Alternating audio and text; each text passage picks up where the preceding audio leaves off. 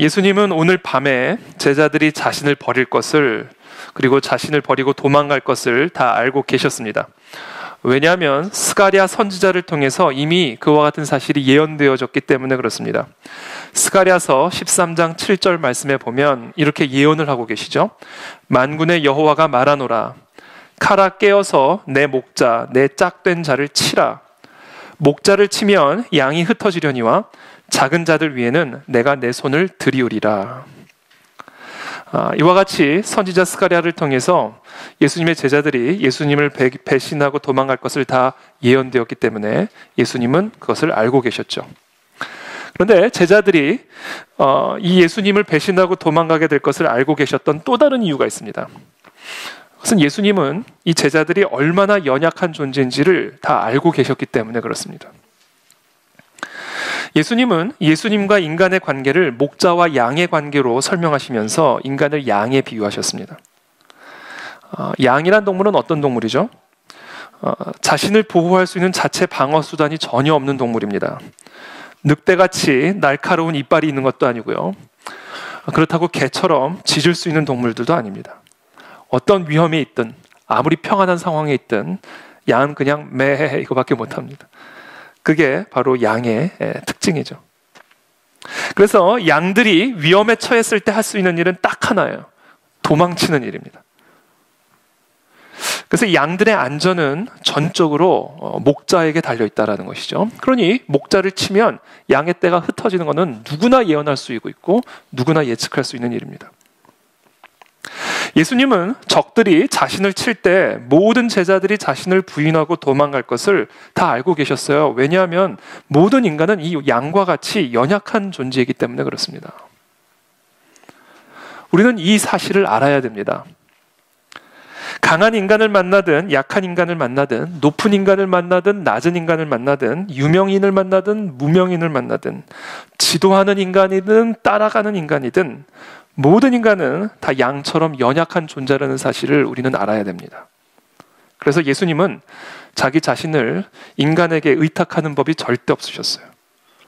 왜냐하면 사도 요한의 기록대로 예수님은 모든 사람을 알고 계시고 그 속에 있는 것들을 친히 다 알고 계셨기 때문에 그렇습니다.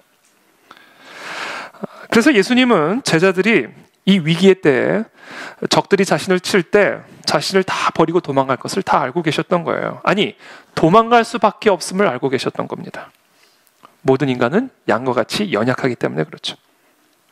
그래서 예수님은 자신을 버리고 도망가게 될 이 제자들을 비난하거나 공격하기는커녕 오히려 이 모든 무서운 시간이 지나간 다음에 제자들보다 먼저 갈릴리에 가서 그들을 기다리고 있겠다라고 약속하십니다. 그것이 32절의 말씀이죠. 31절부터 제가 읽어드릴게요. 그때 예수께서 제자들에게 이르시되 오늘 밤에 너희가 다 나를 버리리라 기록된 바 내가 목자를 치리니 양의 떼가 흩어지리라 하였느니라. 그러나 내가 살아난 후에 너희보다 먼저 갈릴리로 가리라. 그들을 처음 부르신 장소, 또 그들과 함께 가장 많은 시간을 보내셨던 이 갈릴리에서 자신을 부인했던 이 배교자들과 함께 새로운 출발을 약속하고 계시는 것이죠. 아까 좀 전에 우리가 함께 읽은 스가랴서 13장 7절의 예언에는 목자를 칠 때 양들이 흩어질 것만을 예언한 것이 아니라 다음과 같은 예언이 함께 놓여져 있습니다. 만군의 여호와가 말하노라. 칼아 깨어서 내 목자 내 짝든 자를 치라. 목자를 치면 양이 흩어지려니와 작은 자들 위에는 내가 내 손을 들이우리라. 예수님은 우리 모두가 다 양과 같아서 얼마나 연약한 존재인지를 다 알고 계십니다. 그래서 예수님은 우리의 연약함을 정죄하시는 것이 아니라 오히려 동정하십니다. 인간의 연약함 때문에 그럴 수밖에 없는 존재임을 다 알고 계시기 때문에 그렇습니다. 그래서 예수님은 자신을 배교하고 도망가는 제자들을 정죄하는 대신에 그 작은 자들 위에 그리스도의 은혜와 동정의 손을 들이울 것을 약속하고 계시는 거예요. 그래서 이 모든 일이 다 지나간 후에 내가 너희를 처음 만났던, 그리고 내가 너와 함께 가장 많은 시간을 보냈던 바로 그 갈릴리에서 너를 기다릴 것이고 너희와 다시 새롭게 출발할 것이다라는 것을 약속하고 계시는 것이죠. 물론 그렇다고 해서 우리의 연약함 그 자체가 면죄부가 되는 것은 아닙니다. 우리 모두가 죄를 지을 수밖에 없는 연약함을 가지고 있다 해서 우리의 죄가 아니거나 죄를 지어도 괜찮다는 것은 결단코 아닙니다. 죄는 죄입니다. 그것이 우리의 연약함으로 말미암은 죄이든 우리의 사악함으로 말미암은 죄이든 죄는 죄입니다. 그리고 그 죄는 우리를 사망과 흑암의 저주에 묶어둘 뿐 아니라 그 죄 때문에 죄인은 영원한 지옥에 들어갈 수밖에 없게 됩니다. 왜냐하면 하나님은 거룩하신 공의의 하나님이시기 때문에 그렇습니다. 그러나 동시에 예수님은 우리 모두가 그럴 수밖에 없는 연약한 존재라는 사실을 알고 계셔요. 그래서 예수님은 우리의 죄에 대해서는 정죄하시지만 그러나 죄인된 우리의 이 연약함에 대해서는 동정을 베푸신다라는 거예요. 이것이 바로 성부 하나님께서 성자 예수 그리스도를 우리들에게 목자로 보내주신 이유입니다. 그래서 선지자 이사야는 예수님의 이 사명을 이렇게 예언하고 계시는 거예요. 우리는 다 뭐 같아서요? 양 같아서. 우리는 다 양 같아서 그릇 행할 수밖에 없다는 거예요. 우리는 다 양과 같이 연약한 존재이기 때문에 그릇 행하여 각기 그 그릇된 길로 갈 수밖에 없는 존재다라는 겁니다. 그래서 여호와께서는 우리 무리의 모든 죄악들을 그에게 담당시키셨다라는 거예요. 이것이 바로 목자 되신 그리스도께서 우리 가운데 오신 이유다라는 겁니다. 저와 여러분들은 다 양과 같아서 너무나 연약할 뿐 아니라 그래서 그릇된 죄의 길로 갈 수밖에 없다는 사실을 예수님은 너무나 잘 알고 계셔요. 그래서 어떻게 하셨는가? 그 죄악을 예수 그리스도에게 담당시키셨어요. 그리고 그 예수 그리스도께서 우리의 그 연약함으로 말미암은 죄를 대신하여 죄값을 지불하게 하셨다라는 겁니다. 자, 도대체 왜 그렇게 하신 것일까? 우리가 다 양과 같이 연약함을 아시기 때문에 그런 거예요. 그렇게 연약하여 죄 가운데 행할 수밖에 없다라는 사실을 알고 계시기 때문에 그런 겁니다. 이것이 바로 예수 그리스도께서 우리의 죄값을 대신하여 지불하기 위해 목자로 우리 가운데 오신 이유다라는 겁니다. 우리 로마서 3장 말씀 한번 다 펴보시겠어요? 로마서 3장 9절의 말씀입니다.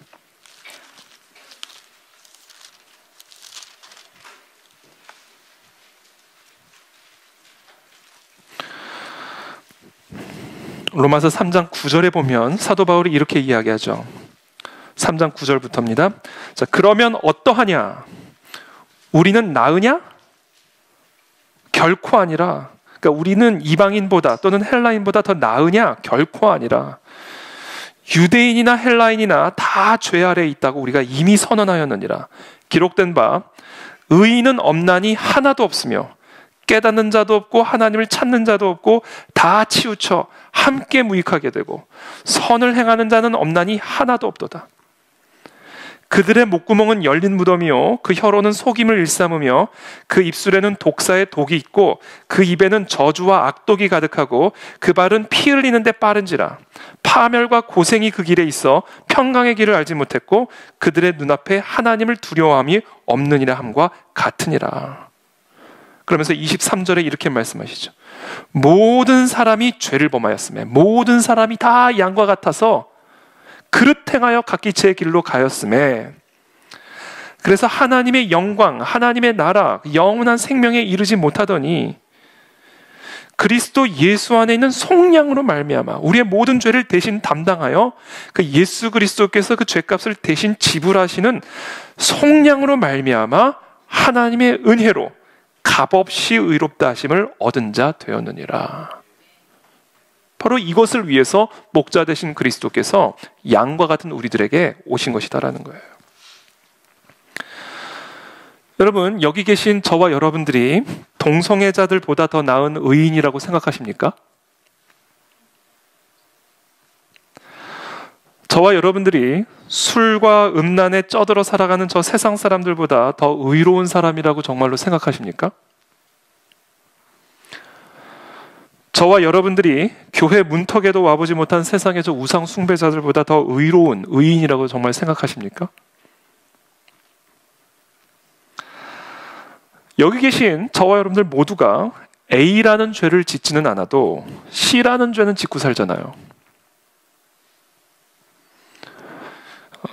그런 우리가 A라는 죄를 짓고 사는 사람보다 더 나은 의인이라고 말할 수 있습니까? 우리 모두가 A라는 우상을 숭배하지는 않아도 C라는 우상은 하나님처럼 사랑하고 의지하며 살잖아요. 그런 우리가 A라는 우상을 숭배하는 자들보다 더 나은 의인이라고 말할 수 있습니까?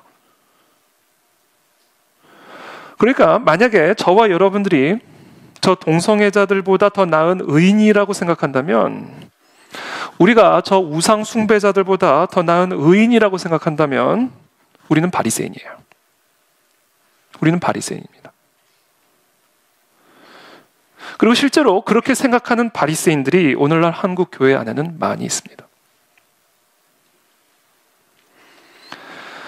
예수님은 지금 이 땅의 동성애자들을 바라보면서 동정하고 계신다는 사실을 우리가 이해해야 합니다.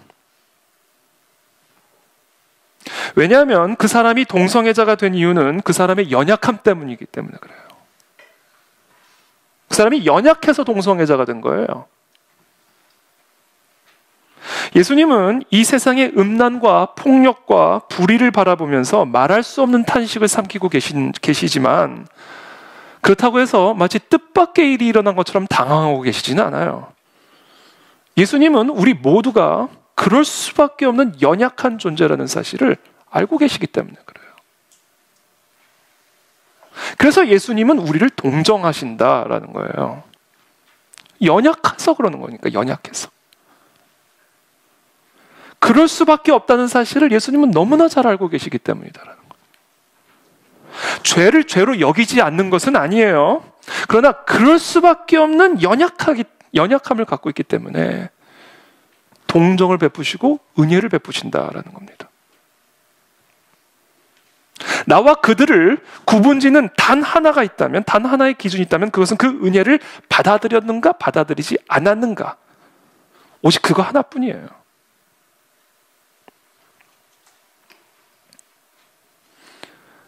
그것 외에는 아무런 차이가 없다라는 거죠.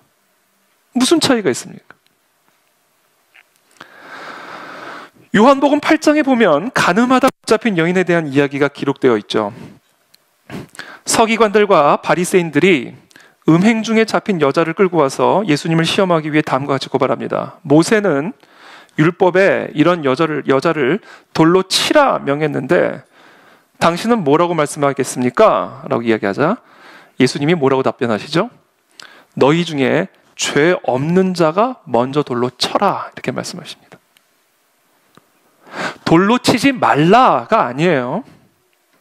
왜냐하면 가늠하다 붙잡힌 여인을 죽이는 것은 하나님이 모세를 통해 주신 법이요 진리이기 때문에 그래요.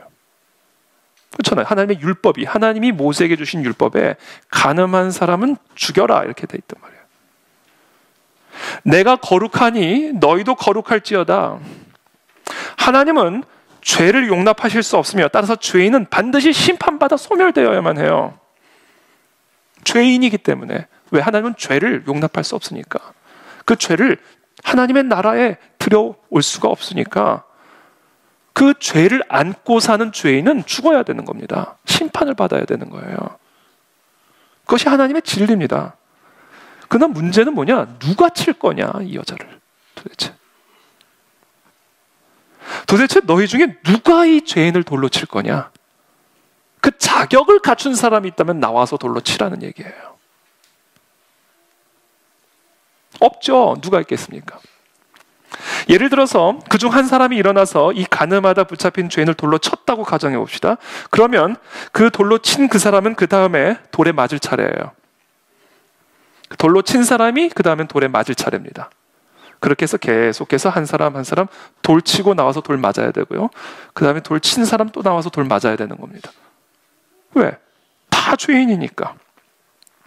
만약 이 여인을 누군가가 돌로 치기 시작하면 거기 서 있는 모든 자들도 다 나와서 동일하게 돌에 맞아야 된다는 거예요.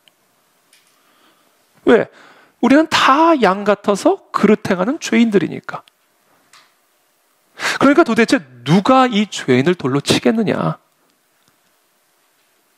아무도 없다라는 것이죠. 사실 그 자리에서 그 여인을 돌로 칠 수 있는 한 분이 계셨습니다. 그분은 바로 죄가 없으신 하나님의 아들 예수 그리스도. 그리스도 한 분만이 그 여인을 돌로 칠 수 있는 자격을 갖고 있고 권세를 갖고 있는 분이시죠. 그런데 그 예수 그리스도께서 말씀하시는 거예요. 나도 너를 정죄하지 않으니 다시는 죄를 범하지 말라. 심판이 아니라 용서를 말씀하시잖아요. 심판이 아니라 동정을 베풀고 계시잖아요. 왜요? 모든 인간은 다 연약해서 어떤 종류의 죄든 죄를 범할 수밖에 없는 죄인들인 것을 예수님은 너무나 잘 알고 계시기 때문에 그렇다라는 거예요. 그렇다면 지금 이 예수님께서 이 여인에게 베풀어 주신 은혜는 하나님의 진리를 희생시키는 은혜인가? 하나님의 말씀대로라면 반드시 이 여인을 돌로 쳐서 죽이는 것이 마땅한데 그렇게 하지 않고 그냥 풀어주셨으니까 예수님이 베푸신 이 같은 은혜는 하나님의 율법을 폐기시키는 은혜인가? 아닙니다.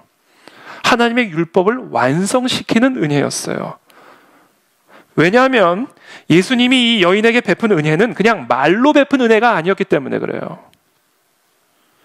하나님이 이 여인에게 베푸신 은혜는 그냥 말로 베푼 은혜가 아니라 십자가를 통해 베푼 은혜이기 때문에 그렇습니다. 예수님이 그 여인을 대신하여 돌에 맞아 죽음으로써 베푸신 은혜. 예수님이 그 여인의 죄를 대신 담당하시고 그 여인의 자리에서 대신 돌에 맞아 죽으심으로 예수님은 하나님의 율법을 완성하셨고 동시에 그 여인을 하나님의 진노와 심판으로부터 구원하신 겁니다. 그래서 예수님이 지금 이 여인에게 베푸신 이 동정과 은혜는 그냥 자신의 말로 베푼 은혜가 아니라 자신의 피로 베푸신 은혜예요. 그래서 율법의 요구를 완벽하게 만족시키신 은혜예요. 진리의 요구를 완벽하게 충족시키신 은혜다. 그리고 그것을 가능케 하신 것이 십자가다라는 것입니다. 자, 가늠하다 붙잡힌 이 여인의 이야기는 그와 같은 십자가의 은혜를 예표하고 있는 사건이죠. 그래서 예수님이 이 여인을 보내시면서 이렇게 말씀하시는 거예요. 나도 너를 정죄하지 않으니 다시는 죄를 범하지 말라.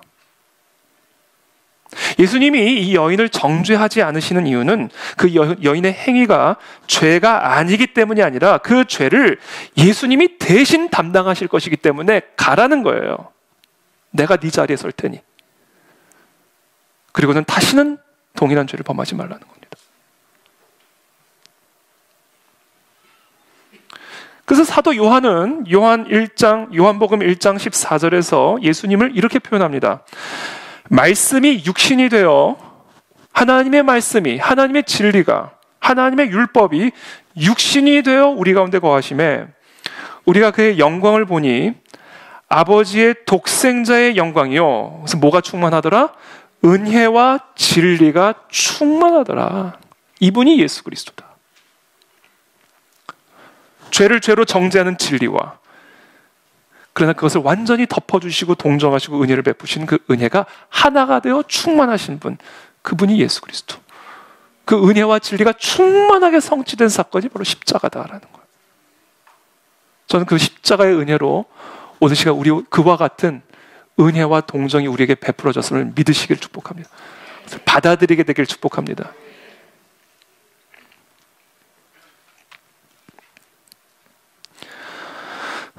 그러나 오늘 한국 교회 안에는 은혜와 진리로 충만한 예수 그리스도가 은혜의 예수와 진리의 그리스도로 분열되어 있습니다. 은혜파는 모든 게 다 은혜다라고 얘기해요. 은혜파. 모든 게 다 은혜. 행위? 있으면 좋지만 없어도 괜찮아요. 구원에는 아무런 상관이 없다고 주장하죠. 행위는 그냥 있으면 좋은 거예요. 성화? 있으면 좋은 거예요. 오직 은혜로만 구원받기 때문에 아무 상관없다라는 거예요. 동성애도 은혜로 그냥 다 수용해야 된다는 동성애도.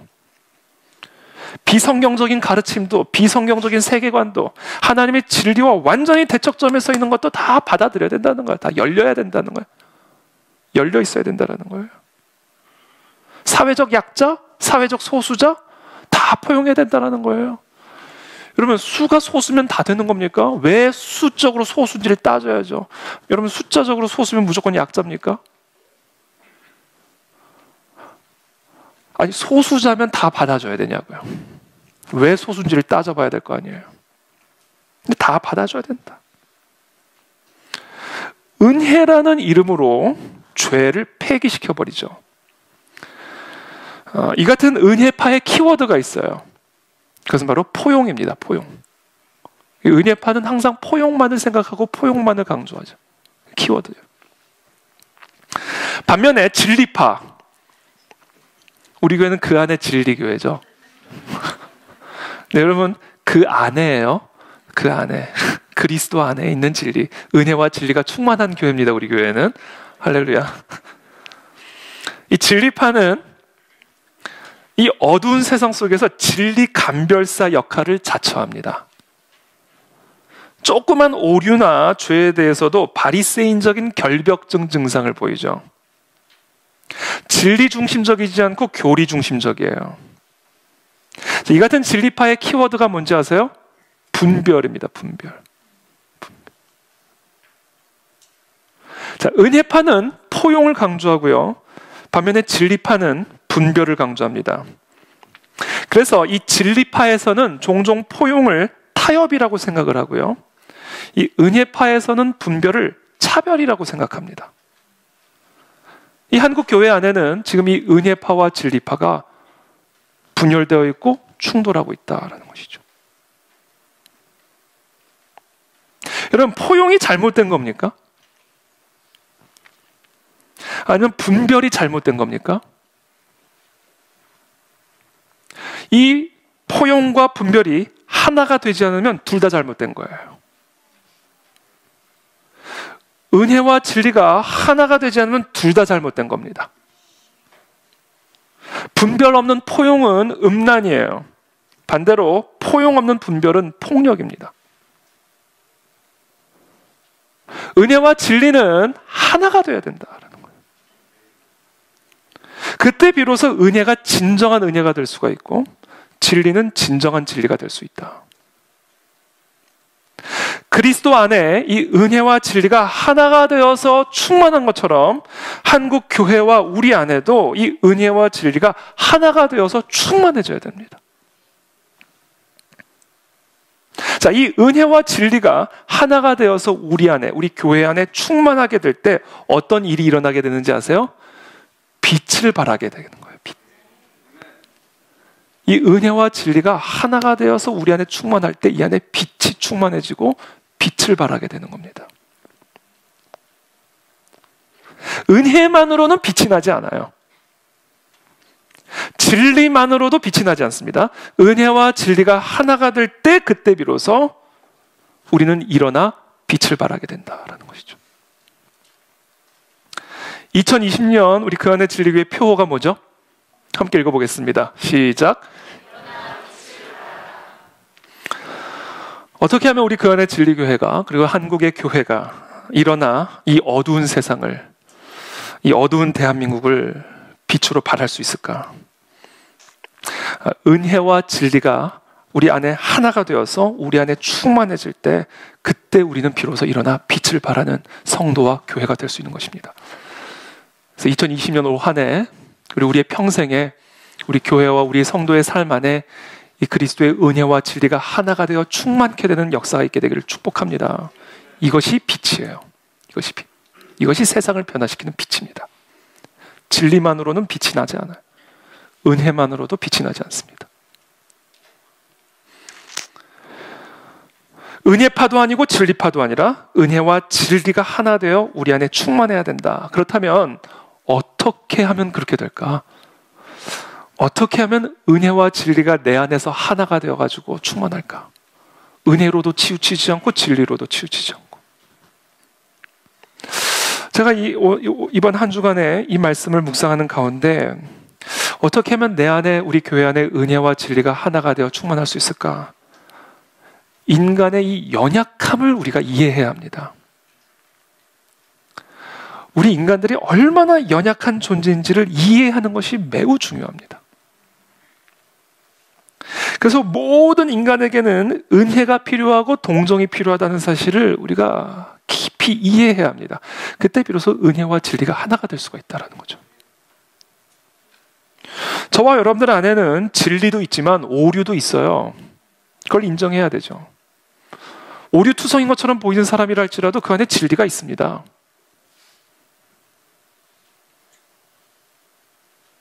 우리 안에는 의로움도 있지만 죄악됨도 있음을 인정해야 돼요. 어떤 사람은 죄악밖에 보이지 않는 것처럼 보이지만 아니에요. 그 사람 안에도 의로운 부분들이 있습니다.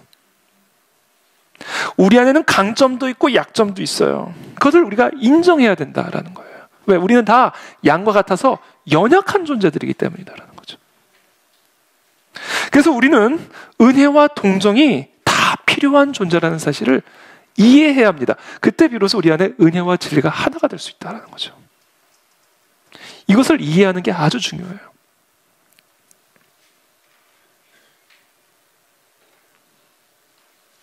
하나님의 진리 앞에서 나는 그 누구보다도 죄인이며 연약한 죄인이며 그래서 그 누구보다도 내게는 그리스도의 은혜와 동정이 필요하다는 사실을 깊이 깨달을 때, 이걸 정말 깊이 깨달을 때 그때 비로소 내 안에 은혜와 진리가 하나 되어서 일어나 빛을 발하는 교회가 될 수 있다는 거예요. 그런 성도가 될 수 있다는 거예요. 베드로에게는 그게 없었어요. 베드로에게는 그게 없었다고요. 33절의 말씀입니다. 베드로가 대답하여 이르되 모두 주를 버릴지라도 나는 결코 버리지 않겠나이다.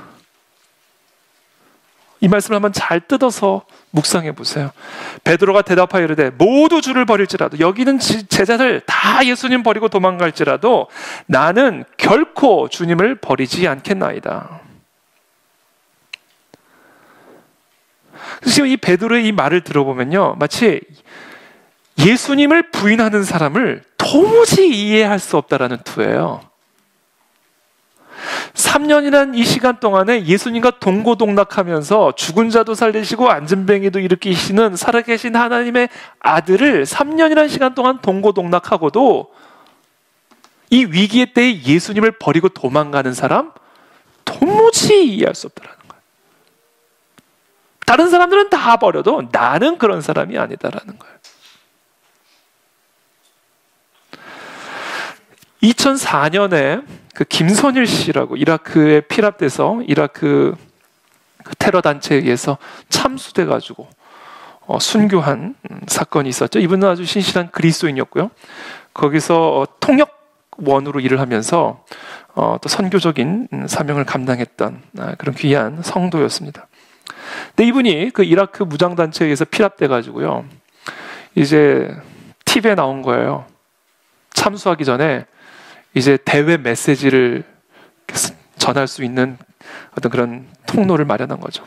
카메라 앞에 딱 켜놓고 완전히 다 결박해놓고선 김선일 씨가 나온 거예요. 그러니까 온 세계가 이제 다 보는 거죠.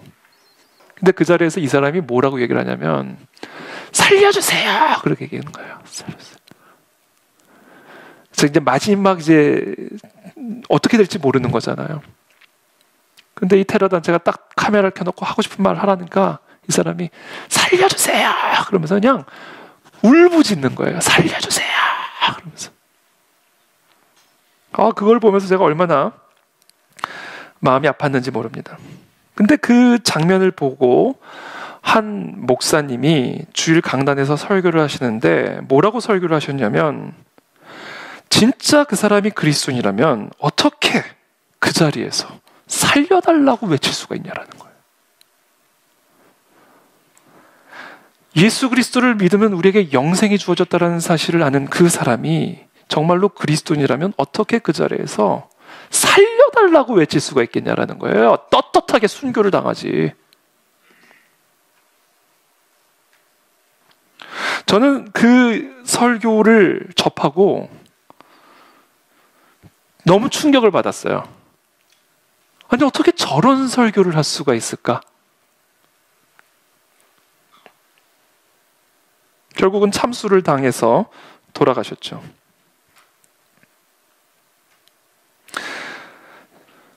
예수님과 3년이라는 시간 동안 동고동락하면서 예수님이 누구신지를 그렇게 분명히 보고도 예수님을 부인한다고요? 그게 사람입니까? 얘기해요. 이게 베드로의 이야기입니다. 예수님의 대답은 뭔지 아세요? 사람이라서 그럴 거다라는 얘기예요. 지금 예수님은 네가 사람이기 때문에 그럴 거다. 네가 사람이기 때문에, 네가 양 같은 연약한 사람이기 때문에 목자를 치면 흩어질 수밖에 없는 존재다. 그게 지금 예수님이 하시는 말씀이에요. 그러나 베드로는 마치 자기는 다른 제자들과는 마치 완전히 다른 부류의 사람인 것처럼 그 자리에서 예수님을 부인하고 배교하고 도망가는 것은 사람이면 할 수 없는 짓이라고 생각하는, 진짜 그리스도인이라면 할 수 없는 일이라고 생각하는 어떤 그런 태도를 취하고 있잖아요. 다른 사람은 몰라도 나는 아니다라는 거예요.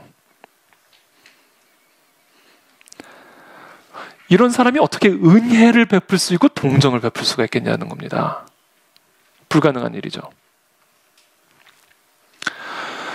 어떤 교회에서 동성애자를 교인으로 받아들일 것인가의 문제를 가지고 성도들 간에 아주 심각한 논쟁이 벌어졌다라는 이야기를 들은 적이 있습니다. 여러분, 어떻게 그게 논쟁거리가 될 수 있죠?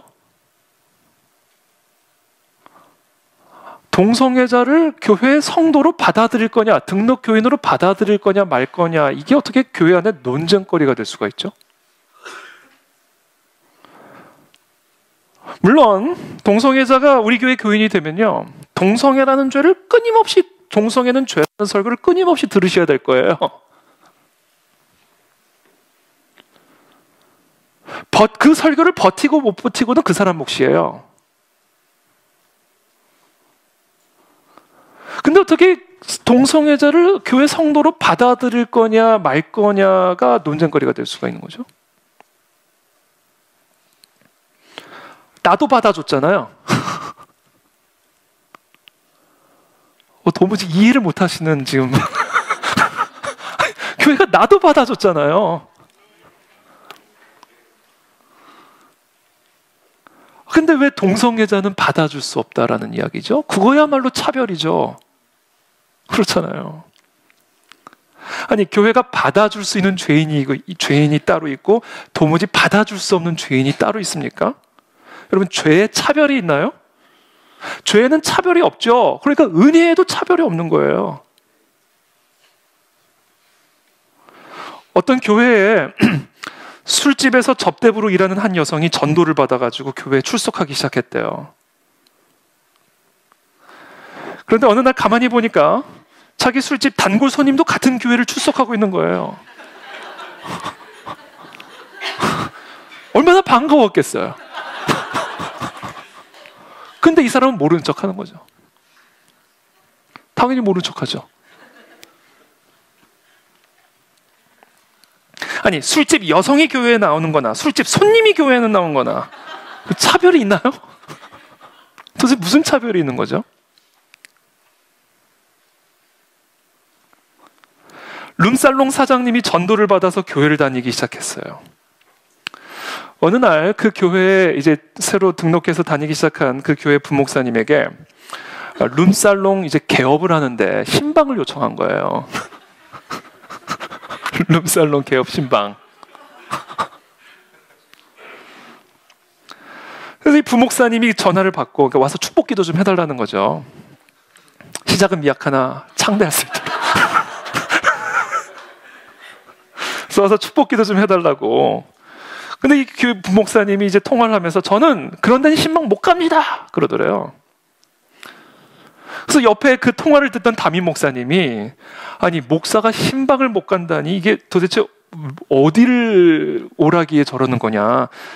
옆에서 가만히 듣고 있다가 그 부목사님이 그 전화를 끊자마자 이 담임 목사님이 이제 질문한 거죠. 무슨 통화길래 신방을 못 가겠다고 말을 하냐, 목사가. 그랬더니 이제 이 부목사가 글쎄 룸살롱을 개업하는데 룸살롱 개업 신방 예배를 좀 드려달라고 그러는 거 아닙니까? 그래서 이 담임 목사님이 열이 받았어요. 왜 못 가냐는 거예요. 왜 못 가냐는 거예요. 아니, 룸살롱 사장은 구원받으면 안 되냐는 거죠. 룸살롱 주인도 구원받아서 천국 가야 할 영혼 아니냐. 참고로 안산 동산교회 김인중 목사님 이야기예요. 다시 전화하시라고. 내가 가겠다고. 그렇게 막상 간다고는 해놓고서 은근히 걱정이 되기 시작하는 거예요.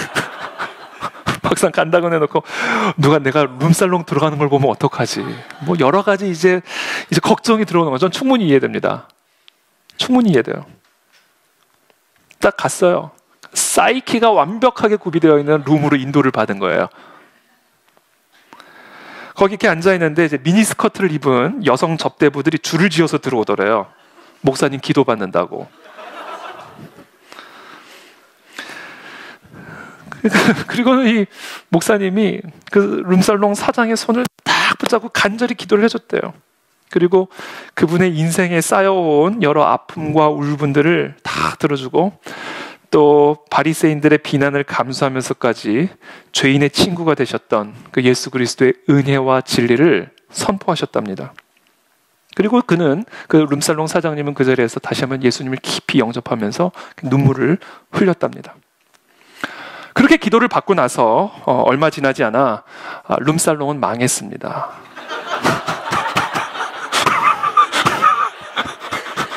그러니까 여러분 혹시 여기 룸살롱 사장님 계시면 망할 각오하고 신방 전화를 요청하시면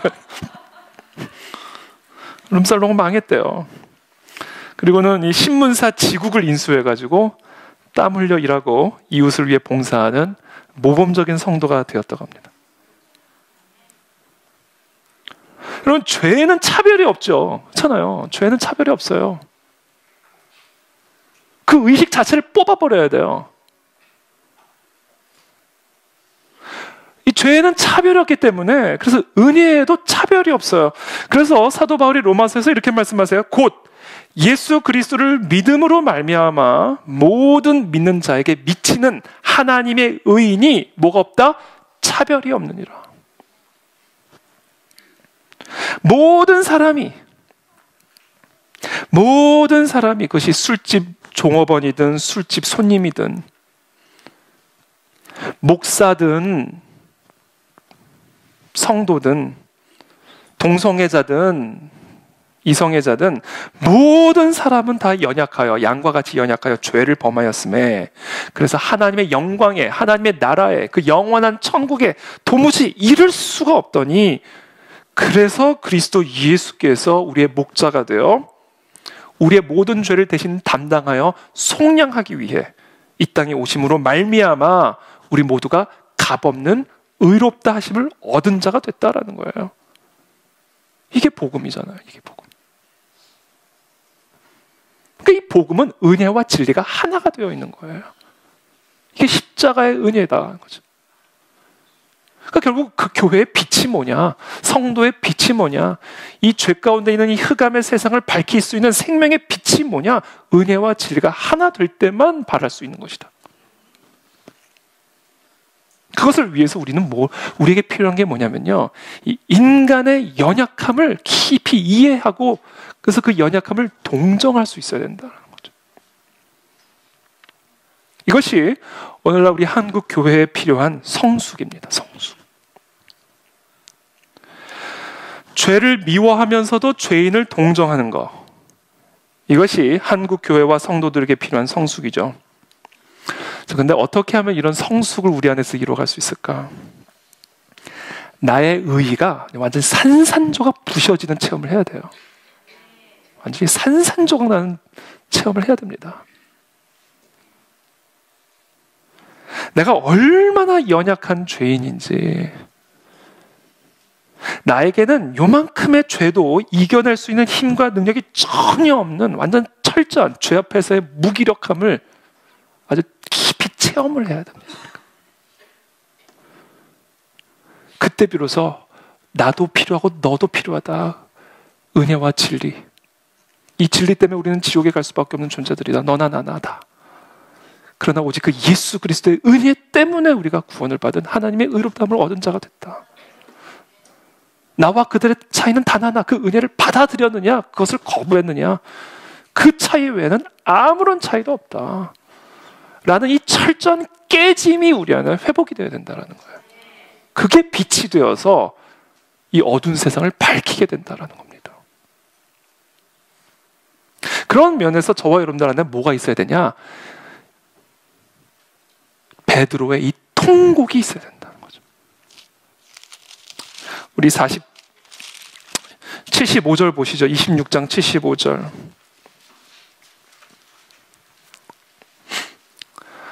(26장 75절에) 이렇게 기록하죠. 이에 베드로가 예수의 말씀에 닭 울기 전에 네가 3번 나를 부인하리라 하심이 생각나서 밖에 나가서 심히 통곡하니라.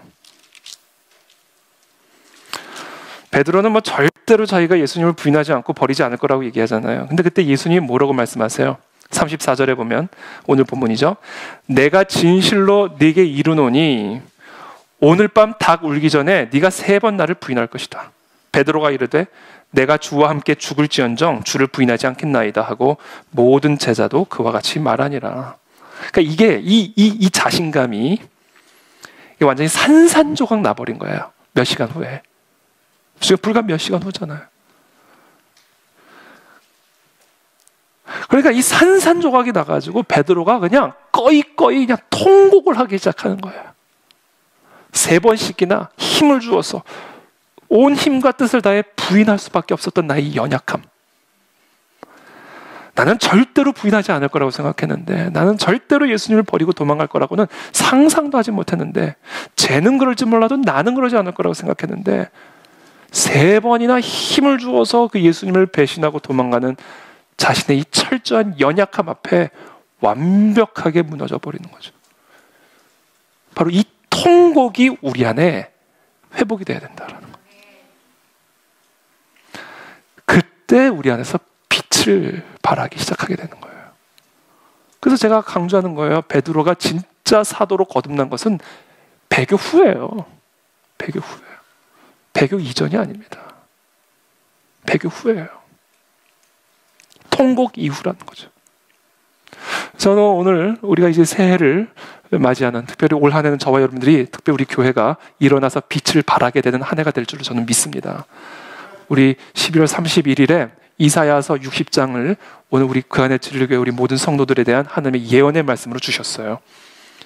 그 예언의 말씀을 여러분들을 향한 말씀으로 받으십시오.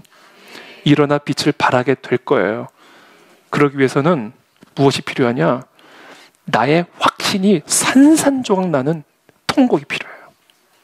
나의 자신감이 완전히 산산조각 찢어지는 통곡이 필요합니다.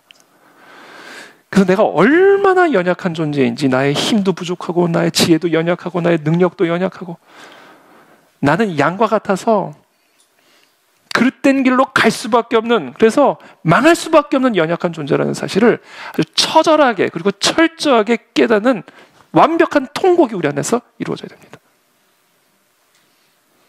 그것을 통해서 우리는 일어나 비로소 빛을 발할 수 있는 진정한 그리스도의 제자로 거듭날 수 있다는 거예요.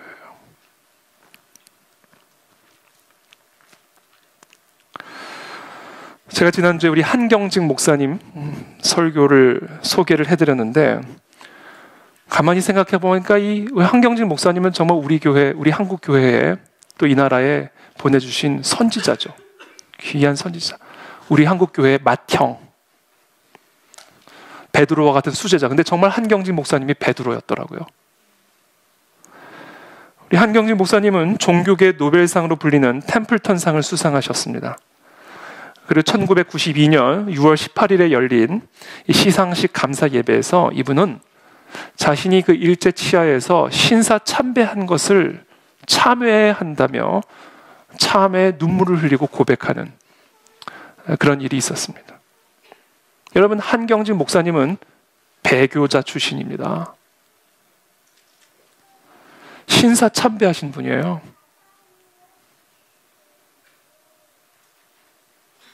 와장창 깨진 거죠. 와장창 깨진 거죠. 그러니까 결국 한경직 목사님을 이 시대의 한경직 목사님으로 만들어준 게 뭐였을까? 이 처절한 통곡의 참회. 그렇죠? 이게 한경직 목사님을 한경직 목사님으로 만들어 주신 거예요.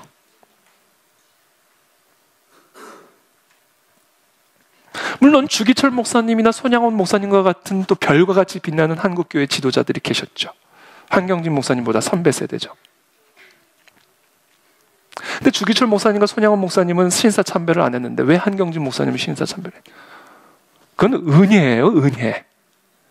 하나님이 한국 교회를 위해서 별과 같이 빛나는 주기철 또 손양원 목사님 같은 순교자를 허락하신 것은 은혜입니다, 은혜. 그분의 믿음이 강해서가 아니에요. 그분이 하나님을 특별히 더 사랑해서가 아니에요. 그냥 은혜로 말미암은 겁니다, 그거는.